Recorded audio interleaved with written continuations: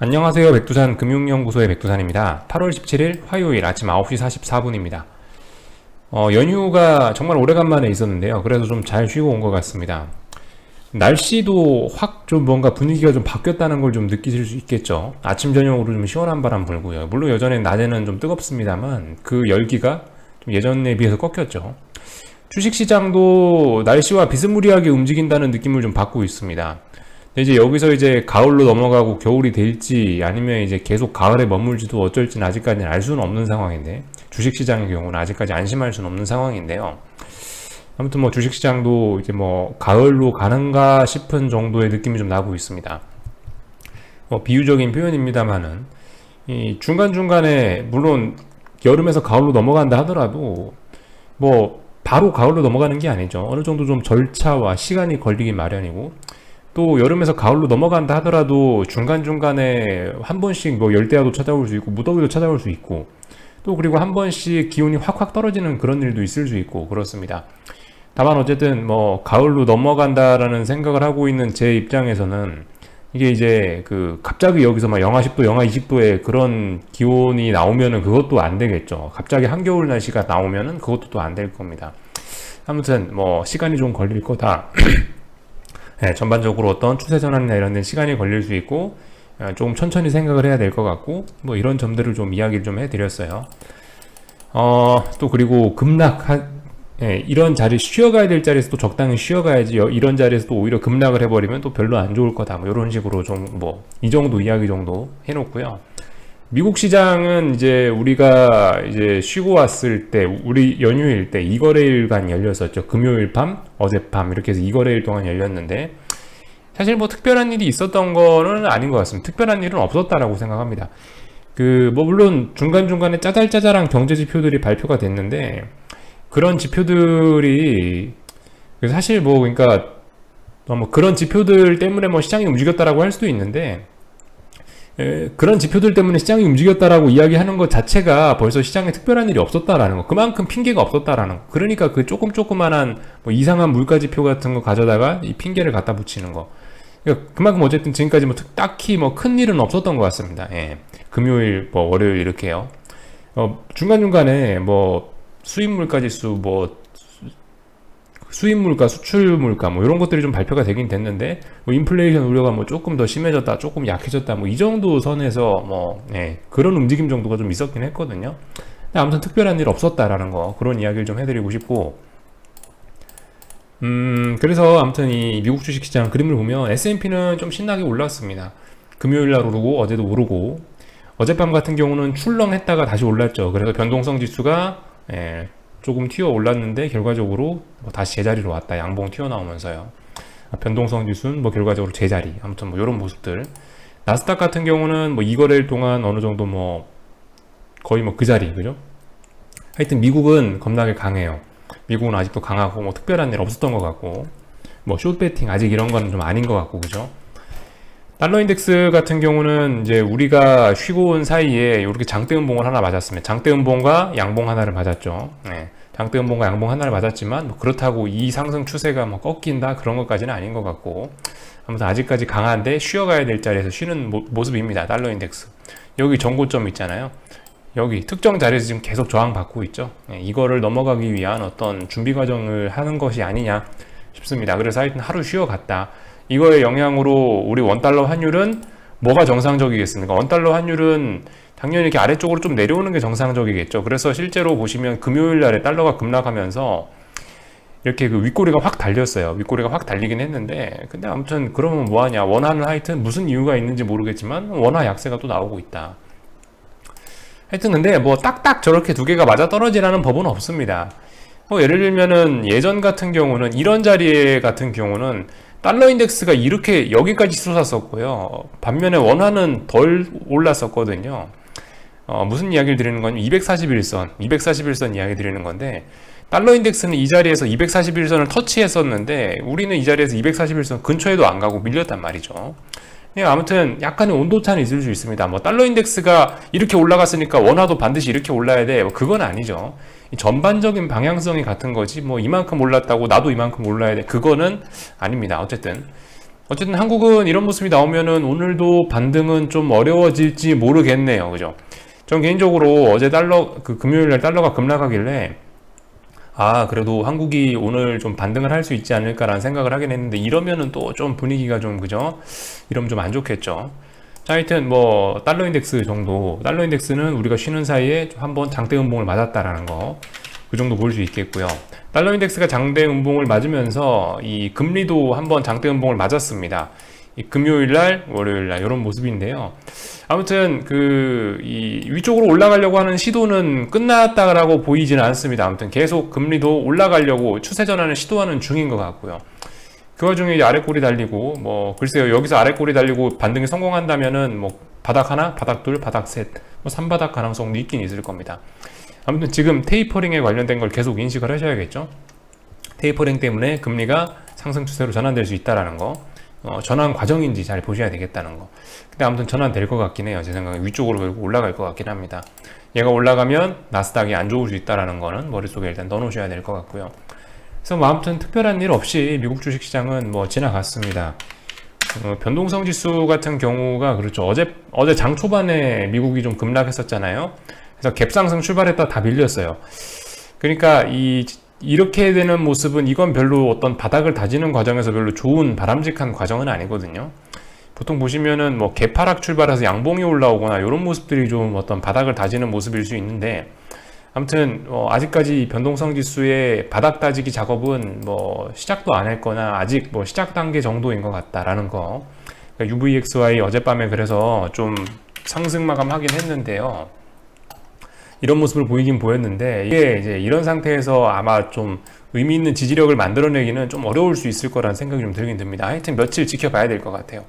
자, 이제 양봉 하나 나오고 뭐 상승도 좀 하긴 했으니까 UVXY 보시는 분들 여기 어딘가에서 지지력을 만들어내는지 이제 그거 잘 보시면 되겠죠.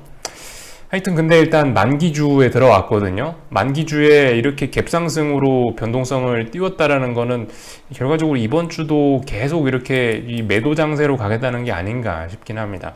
계속 이번 주도 변동성을 죽이는 쪽으로 가겠다는 의지가 아닐까라는 생각을 좀 개인적으로 해봐요.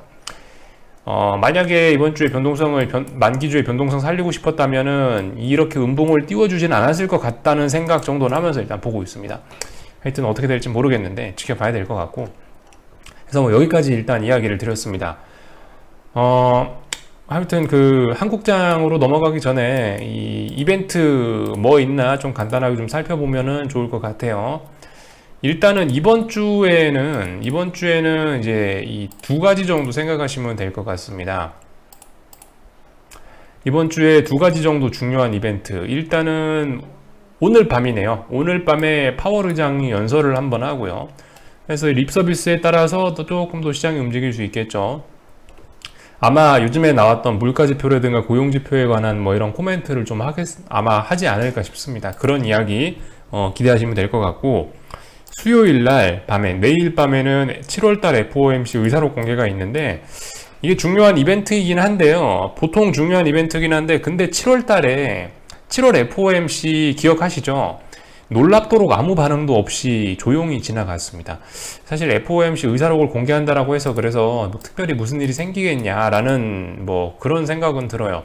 별일 없이 이것도 넘어갈 것 같긴 한데, 아무튼 7월 FOMC에서 연준 위원들끼리 자기네들끼리 뭐라 한 이야기가 있나, 아무튼 이거를 좀 잘 지켜보긴 해야 될 것 같습니다. 근데 별 시장에 영향은 미치지 않을 것 같다는 생각이에요.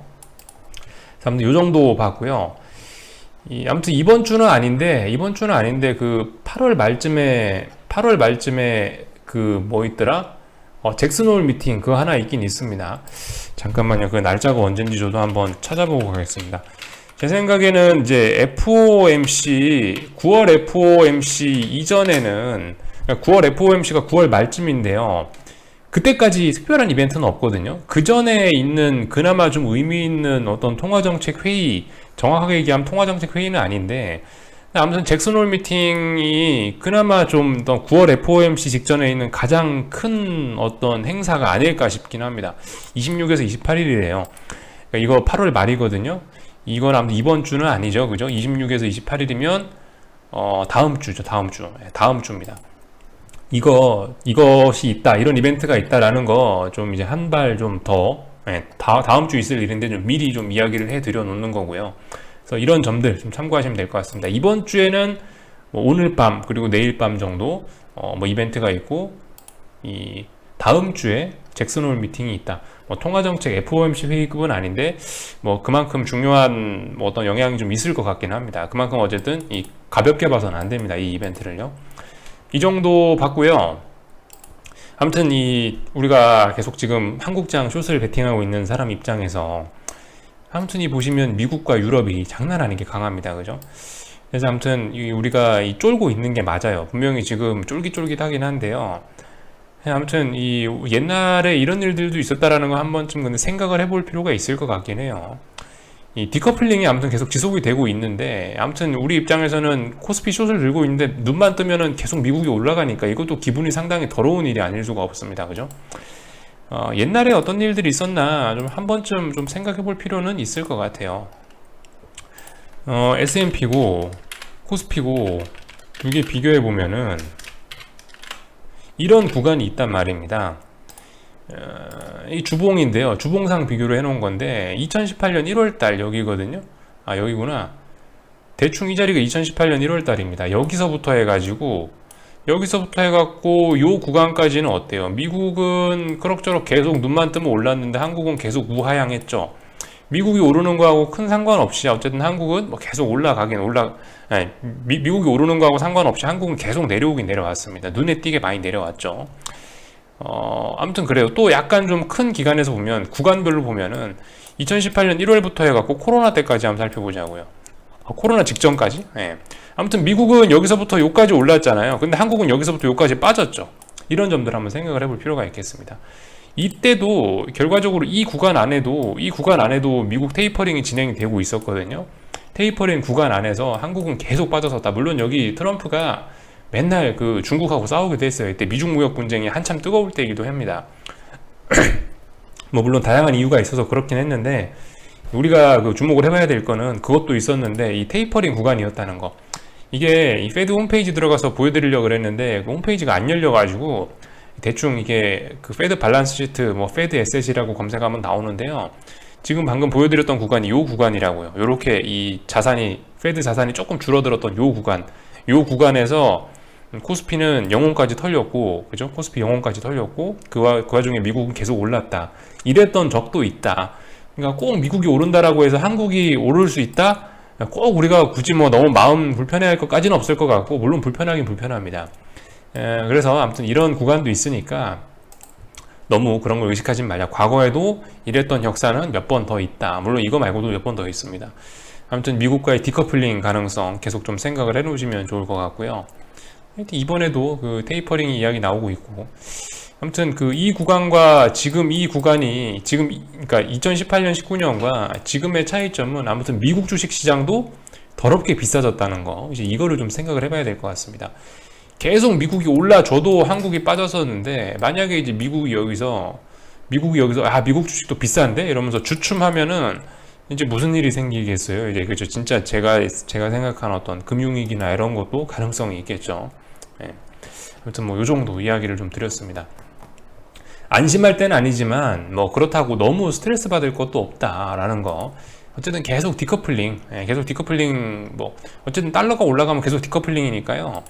그런 점들을 생각하면서 좀 기다려 보시면 좋을 것 같고, 사실 코스피는 오늘 그래도 좀 반등을 오늘 개인적으로 좀 반등할 줄은 알았는데 뭐 반등을 잘 못하네요. 그렇다고 뭐 물론 다행히 심각하게 막 폭락하고 이런 건 아니라서 개인적으로 뭐 괜찮아 보이긴 하는데요. 어쨌든 오늘 같은 경우는 약간 단기 낙폭 과대의 빌 이런 게 좀 있습니다. 그래서 개인적으로는 오늘 좀 반등을 해줬으면 하는 생각은 있어요. 근데 뭐 이 정도 이렇게 폭락을 하지 않고 이 정도 선에서 마감하는 것도 뭐 나쁘지는 않을 것 같습니다. 어쨌든 뭐 이런 것도 뭐 힘을 아껴 쓰는 건 아닌데, 어쨌든 뭐 힘을 그래도 좀 덜 쓰는 거니까 아무튼 폭락만 안 하면 돼요.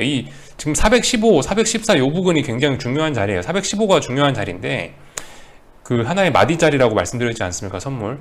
근데 이제 이런 자리를 한 번만에 장대 연봉으로 빡 붕괴시키면은, 그러면 이제 오히려 급반등이 올라올 수 있다고요. 제가 맨 처음에 말씀드렸던 것처럼 갑자기 영하 10도, 영하 20도가 되면 그것도 또 안 좋은 거라고요. 그죠? 아무튼 뭐 저 정도의 움직임은 개인적으로 좀 봐줄 수는 있을 것 같고, 오늘은 뭐 삼성전자 하이닉스가 그래도 반등을 하네요. 저런 게 사실 이 숏을 보시는 분들 입장에서 이런 게 굉장히 좀 좋은 그림일 수도 있습니다. 사실 여러분들이 걱정하셨던 게 그거죠. 삼성전자 하이닉스가 그렇게 급락하는데 폭락하고 있는데 시장은 왜 이리 강하냐, 삼성전자 하이닉스 반등하면서 시장 또 폭등하는 거 아니야 이러시는데, 아무튼 삼성전자 하이닉스가 오늘 버텨주는 와중에 보시면 이제 정말 재밌는 그림으로 나타나고 있죠. 이제 다른 종목들 다 팔아먹고 있습니다. 삼성전자, 그러니까 제가 이야기했던 그 네 가지 가능성들 있잖아요. 삼성전자와 나머지 종목들 둘 다 오르거나 둘 다 떨어지거나 둘 중 한 놈씩 오르거나 뭐 이런, 하여튼 그런 가능성들을 말씀해 드렸는데, 결과적으로 오늘 보면은 삼성전자 하이닉스 매수한다고 다른 돈들이 다 빨리는, 삼성전자와 하이닉스가 시장의 돈을 좀 쓸어가는 그런 측면이 있죠. 이것 물론 뭐 오늘은 전반적으로 다 주식시장에서 돈이 빠져나가는 흐름이긴 한데 꼭 그렇다라고 이야기할 수는 없는데, 뭐 삼성전자가 다른 종목에 돈을 다 빨아먹었다라고 이야기하기는 좀 애매한 장세이긴 한데요. 근데 아무튼 이렇게 시장이 코스피 지수가 0.3% 하락하는데 삼성전자가 0.4% 올라버리면은 다른 종목들 그만큼 다 팔아야 되니까 아무래도 다른 종목들은 분위기 안 좋을 수밖에 없겠죠. 실제적으로 오늘 보시면 상승 종목 수가 137개밖에 안 되고 분위기 굉장히 안 좋은 편이긴 하죠.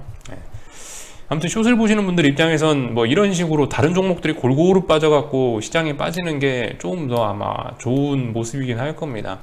지금까지 사실 지나치게 삼성전자와 하이닉스의 힘만으로 아래쪽으로 간 측면이 좀 없지는 않거든요. 아무튼 뭐 아직까지 흐름이 숏을 보시는 분들께 그렇게 뭐 나빠 보이지는 않습니다. 솔직히 뭐 어떻게 될지 어떻게 알겠어요. 뭐 그래서 그냥 일단 저는 뭐 지켜보고 있을 뿐이고요. 다만 이제 뭐 미국 시장 숏은 하면 안 되겠죠. 미국 시장 숏은 하면 안 되겠고, 약한 놈은 후려 패면 되겠죠. 코스피, 코스닥은 약하니까 이런 거는 이제 숏을 붙잡고 늘어지면 되겠고, 하여튼 뭐 이런 모습들입니다. 아무튼 지금 그래서 점검을 하고 넘어가는 게 430이란 이 주봉상, 그죠? 주봉상 코스피 430이란 라인을 1년 내내 싸웠는데 결과적으로 지난주에 힘싸움에서 430 아래쪽으로 간다가 이겼죠. 하방 이겼어. 드디어 하방 이겼습니다. 1년 만에 하방 이겼다는 거 보실 수 있겠고, 무게중심이 아래쪽으로 확 기울었다는 거 알 수 있겠고, 이 장대음봉 하나로, 지난주 나왔던 이 주봉 하나로 이 일봉상에서 구름대도 붕괴시켰고, 뭐 425라든가 이런 중요한 자리도 다 붕괴시켰다라는 걸 좀 알긴 아셔야 되겠습니다. 지난주에 폭락으로 인해서 그래서 한국 시장의 무게중심은 많이 아래쪽으로 쏠렸다라는 거. 미국이 올라가는 건 미국이 올라가는 거고, 한국이 떨어지는 건 한국이 떨어지는 거고, 일단 뭐 이렇게 생각하면 좋을 것 같습니다. 너무 뭐 미국이 올라간다고 신경 쓰실 건 없을 것 같고, 다만 이제 뭐 미국이 너무 급등만 하지 않으면 괜찮겠죠. 미국이 급등하더라도 솔직히 이런 자리에서 미국이 예를 들어 급등한다고 하더라도 이런 자리에서 한국은 이런 자리에서 그럼 갭상승할 거 아니에요? 그럼 제 생각엔 갭상승 해봐야 또 별로일 것 같거든요. 차라리 미국이 같이 폭락해버려가지고 한국이 막 개파락, 그게 차라리 나을 수도 있어요. 미국이 차라리 폭락을 해버려갖고 한국은 야 지난 이미 한 달 동안 빠졌다 이러면서 선반영됐다 이러면서 여기서 버텨주면서 같이 반등하는 이런 게 차라리 상승을 보시는 분들께는 더 좋을 수도 있습니다. 미국의 폭락이. 지금은 어쨌든 미국으로만 너무 돈이 쏠리고 있는 상황이라서 글쎄요, 뭐 어쨌든 간 어떻게 될지 모르겠는데 일단 하여튼 지켜봐야 될 뿐이고, 무게중심은 아래쪽으로 쏠려 있으니까 우리는 숏 들고 계신 분들은 계속 뭐 들고 가시면 될 것 같고, 지금은 추격은 좀 어쨌든 부담스러워 보이니까 반등심에도, 아직도 숏 못 잡으신 분들은, 숏 해보고 싶은데 못 잡으신 분들은 반등심에도 해보는 게 좋을 것 같고요. 환율은 또 이제 1172원, 장난 아니죠. 잘 가고 있습니다. 딱히 뭐 어떤 무리하고 이런 모습들은 보이지 않고, 뭐 이 정도로 뭐 시세가 끝난다, 이 정도 오버슈팅이면 끝난다, 이게 아니죠. 뭐 오버슈팅이라는 건 뭐 요런 정도 그림, 하루에 막 40원 올랐었네요. 이런 날은. 뭐 하루에 뭐 30원, 40원 오르고 막 난리가 나야지 이게 시세가 끝나는 거지. 정배열로 가고 있네요. 이제 241선, 121선, 61선, 21선, 5일선 정배열로 가고 있네요. 그죠? 환율 잘 가고 있으니까. 아무튼 뭐 시간과 이 시장 주변의 어떤 이런 자금들이 우리 편인 것 같다, 숏의 편인 것 같다, 뭐 이 정도 이야기 드릴 수가 있겠습니다. 참고로 고버스 같은 경우는 2040원이라는 라인 제가 예전에 중요하다라는 말씀 드렸는데요. 다시 2040원은 일단 올라타고 있죠. 아무튼 이 자리가 중요한 저항이기 때문에 이 하루 이틀 만에 쉽게 올라탈 것 같지는 않고, 아무튼 이 부근에서 조금 싸우는 과정이 좀 필요할 것 같습니다. 그 부근이 지금 선물 415 요 부근인 거죠. 선물 415에서 지금 열심히 공방을 하고 있네요. 이런 모습 정도 볼 수 있을 것 같고, 솔직히 좀 풋옵션이 지금 약간 과하다는 생각도 좀 듭니다. 저희 생각으로는 좀 그래요. 물론 풋옵션 행사가마다 조금씩 모양은 다른데요. 대략적으로 요 정도 자리가 어떤 풋옵션 박스권 상단이거든요. 근데 지금 이제 60일선도 이제 내려오고 있죠. 굉장히 무거운 저항대에 걸쳐 있긴 합니다. 그래서 아무튼 지금 자리 하방을 추격을 하는 건 좀 어렵지 않을까. 추가적인 변동성 막 확대는 조금 어렵지 않을까. 이 부분에서 조금 좀 힘을 좀 빼거나 좀 쉬어가야 되지 않을까라는 생각입니다. 조금 쉬었다가 이제 본격적으로 이제 이 라인을 본격적으로 아마 한 번쯤 붕괴시킬 것 같아요. 다시 두 번째 올라타거나 이랬을 때는 그러면 이제 본격적으로 변동성 터질 수 있다는 거니까. 아무튼 아직 풋옵션 같은 거 지금 매수로 잡기는 조금 좀 부담스러운 자리이지 않을까 싶습니다. 아무튼 그 풋옵션들도 21선 안정적으로 올라타서 60일선을 이제 갖고 싸우고 있네요. 지금 당장 이렇게 막 갈 것 같지는 않습니다. 제 개인적으로는. 그래서 추격은 좀 하지 말자 이런 식으로 좀 이야기를 드리고 있고, 특별히 하여튼 드릴 말씀은 없네요. 그죠? 이 정도 일단 봤고, 어제는 일본이 급락했었고, 그죠? 아시아장도 어쨌든 분위기가 어제 별로 좋진 않았었죠. 네. 어떻게 되려나 하여튼 지켜보자고요. 그래서 여기까지만 하겠습니다. 궁금한 거 리플 남겨주시고요. 저녁에 또 뵙도록 하겠습니다.